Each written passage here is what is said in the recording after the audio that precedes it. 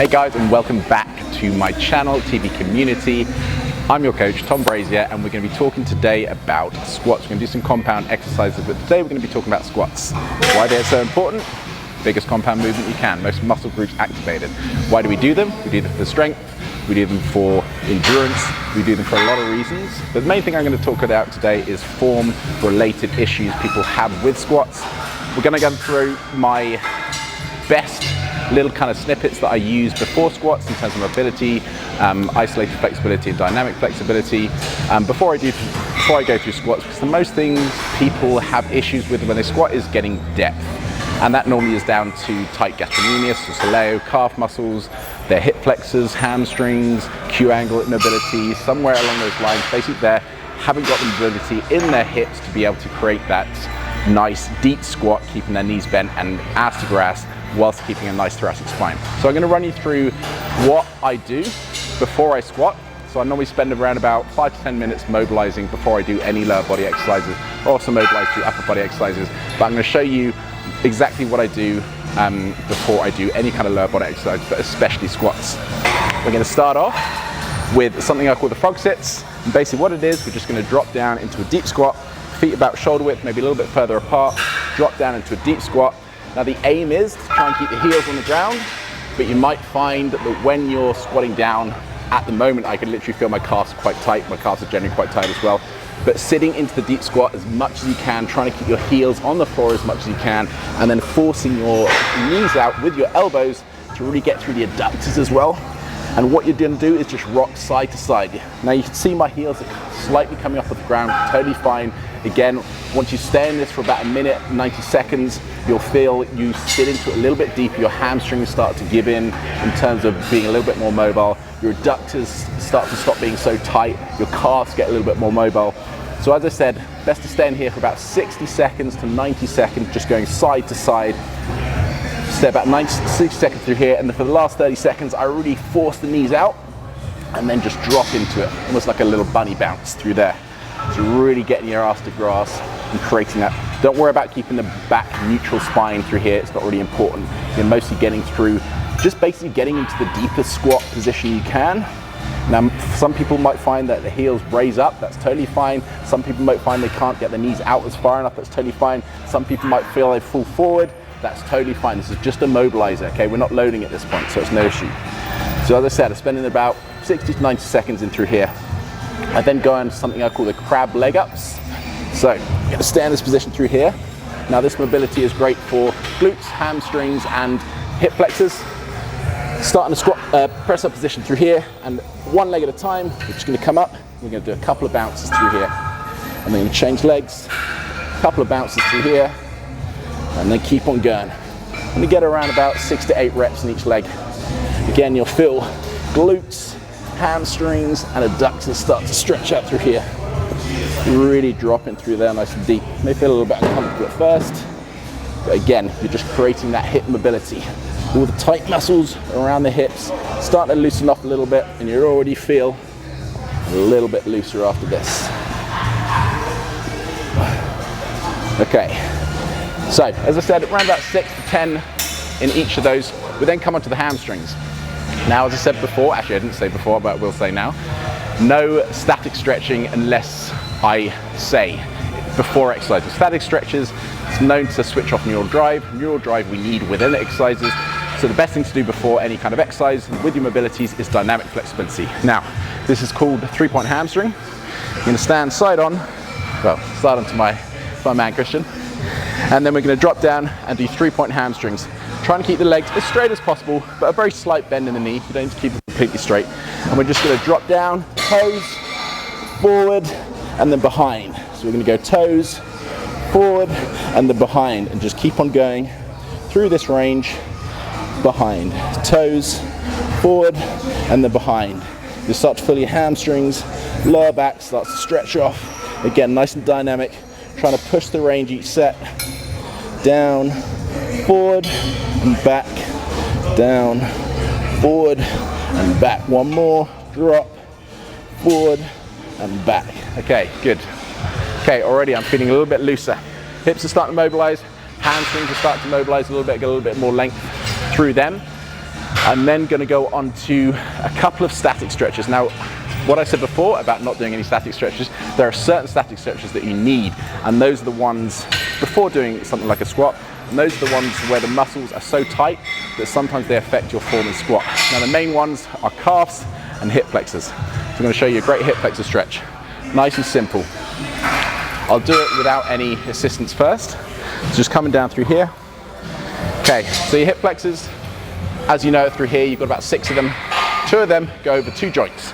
So they go over your hip joint and your knee joint. Okay, so these are the ones we're going to be mainly focusing on, especially the rec fem through here. You bring this leg forward. Now the important thing in this is to not have that lordotic curve. You want to squeeze your glute forward, and already I'm squeezing my glute through here. I'm feeling a slight stretch on my hip flexor through there. Now to accentuate that, I'm going to keep my glute squeezed. I'm going to lean forward into that stretch, again accentuating that stretch through the hip flexor.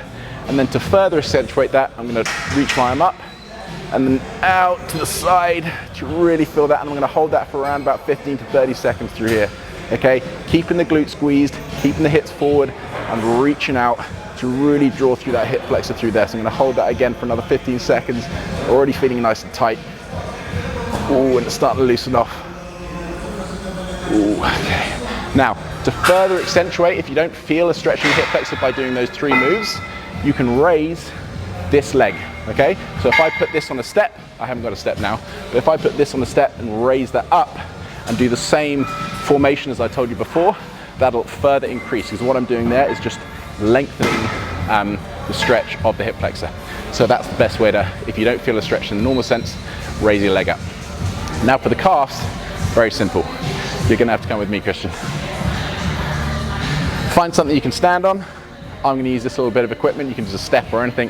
And literally all I'm going to do is get 2 minutes static stretch of my calf, stretching it out as much as I can for 2 minutes through there with a straight leg. So I'm going to drop one leg at a time and then just going to hold that stretch out. Already it's feeling pretty tight.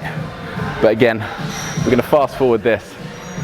But just one calf at a time. And you want to hold this for 2 minutes. No need to repeat. Just hold it for 2 minutes per calf. I'm only going to hold it for 30 seconds. I'm going to go in again and change. Oof. Yeah, right one especially, I'm feeling tight.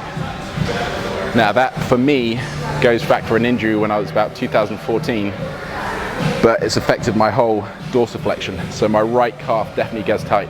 If you're a girl, if you're a woman, you're wearing heels all the time, guaranteed your calves are going to be tight. So always stretch out. Isolated stretch before you start your squatting or lower body. You'll feel better range within a minute of doing this. Okay, so one last little mobility I like to do is alternate leg just for my lower back. So you come over through here, lying on the floor. Okay, and through here, we're just going to rotate out one leg at a time through here, and you'll feel, for me, lower back's a little bit stiff. But I'm just going to get alternate leg lowers through here, drop through there. Again, getting a little bit of work, a little bit more mobility through your glutes, thoracic spine as well, and lordotic. Ooh, yeah, that feels good. Stretching off through. Now for a normal stretch, you can pull this forward, but I wouldn't suggest that. We're not doing an isolated stretch at the moment. We're just doing more of a mobilizer. Mobilize through thoracic spine, and that we're done through there. Okay, and that is the end of our mobilities. We're actually going to get into some squatting now. Now, as you are probably well aware, there's plenty of different types of squats. We're going to focus on, well, I'm going to focus on the high bar squat today. It's a deeper squat, more quad focused, similar to a front squat, but again, what we're trying to do is trying to keep the upper body nice and upright. Knees actually tracking over toes, more of a quad dominant back squat, I'd say. You've also got the low bar squat, which is a little bit more hip flexion in there as well. The bar's a little bit further down your back, so you've got a little bit more hip flexion dropping down into a low bar squat, and you've got that hip flexion to drive a little bit more through posterior chain. And then obviously you've got the sumo squat, a little bit more glutes and hamstrings involved in that one. But not a greatest fan of the sumo squat really, more a fan of the sumo deadlift, which we're going to run through later on in the next series. But for now, let me tell you how to set up for a squat. Nice and easy. Make sure the bar's at the right height, okay? You don't want to be positioning yourself here. I'm 6'3". I don't want to be positioned down here and having to drop down and lift the fucking heavy weight when the weight gets up. So make sure it's nicely positioned through here. Always do, if you're going to go for heavy squatting, and we're looking at anything between 2 to 10 reps, I classify that as heavy. You really want to do a couple of mobilizer sets as well, just with a light bar. So for me, my max squat is around about 200 and 220 kgs. I'm just going to start with 60 kilograms here, which for you Americans is about 120 pounds or something like that. Okay, so grip bar through here. We're going to come under the bar, rest it for the high bar, just on the traps, lock yourself in, and we're going to step up, take the bar up, walk back, get a nice stable base. Again, in terms of where your shoulders want to be, you want to draw your lats down, draw your, almost feel like you're pinching your shoulder blades together in that position. Keep your chest up, and what we're going to do, first initiation is going to be forcing the knees forward and sitting back into the exercise. We're going to drop down into position and come up through. Again, working with a fairly light weight, we're just getting through the range with this exercise. Okay, dropping down nice and deep as you feel comfortable in the first couple of sets. And really, we're going to go for around about 8 reps through here, just working through the range.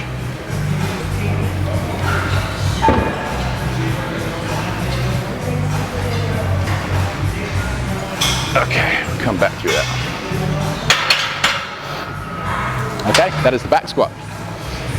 Again, if I just come straight into that without doing any mobility, it wouldn't be a pretty picture. I'd be probably falling forward, my range wouldn't be good, you're just not in a good position. So just remember to do your mobilities before you do your back squat.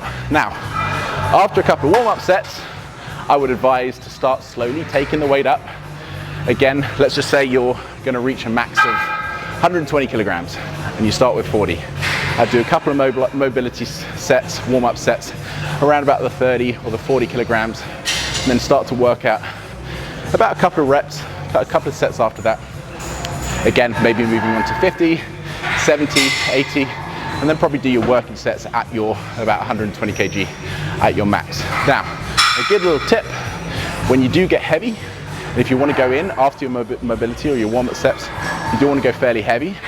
Let's just say I want to hit 120 kg squat. Okay, so if I want to hit 120 kg squat and I want to feel like it's going to be a little bit easier in terms of when I first rack that 120 kgs, I'd probably rack up another 20%. So let's just say I'd probably rack up about 150 kgs on the bar. I'm not going to do it now, I'm not going to bore you with it, but it's a very simple little technique. It's called overloading. If I add 150 kg to the bar, come under the bar, and basically all you need to do, if say you've got 150 kilogram on the bar, is just to lift it through, hold for about 3 to 4 seconds, and then drop it back. Okay? You are not going to squat with 150 kilograms. You're only going to squat with 120. But giving your body time to adjust and actually feel like that and feel the load with 150 kg, when you drop that down to 120 kg, your max lift, start to lift it off, it's going to feel like a piece of piss. But guys, that's the back squat for you, high bar back squats. We're going to be running through the different types of deadlifts next time. So join me on this channel. If you don't follow me, head on to TB Conditioning on Instagram, TB Lifestyle on Instagram, TB Community on Facebook, and Tom Brazier on YouTube. But for now guys, thank you for watching. I'll see you on the next wrap.